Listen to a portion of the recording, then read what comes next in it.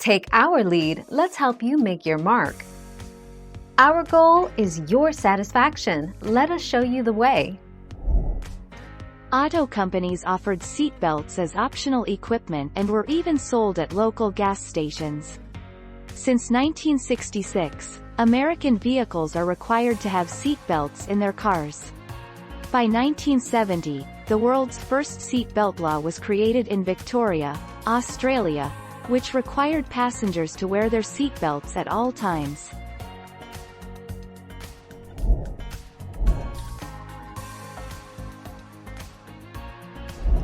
Let's help you make your mark. Until 1966, cars were often made without seat belts. Many manufacturers offered seat belts as extras to the car. Therefore, if you own a classic car and no seat belts are fitted as standard, you have no legal obligation to have them fitted.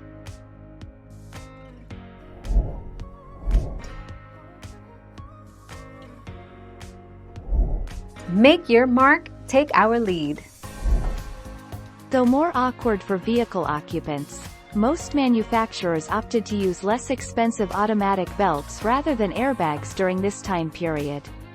When driver-side airbags became mandatory on all passenger vehicles in model year 1995, most manufacturers stopped equipping cars with automatic seat belts.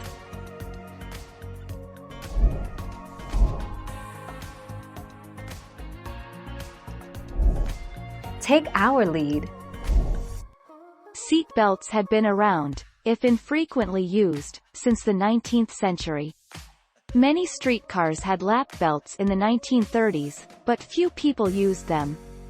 These early lap belt models kept passengers from flying out of the car but did nothing to protect their heads or torsos.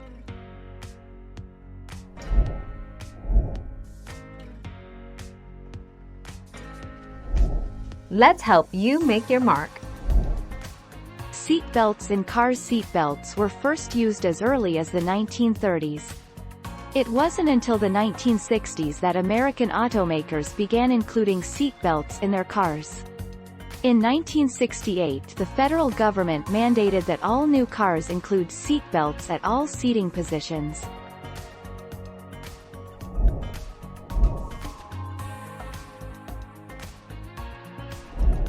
Make your mark, take our lead. 1966. Until 1966, cars were often made without seat belts. Many manufacturers offered seat belts as extras to the car. Therefore, if you own a classic car and no seat belts are fitted as standard, you have no legal obligation to have them fitted. Thank you for watching. Please subscribe and hit the bell notification.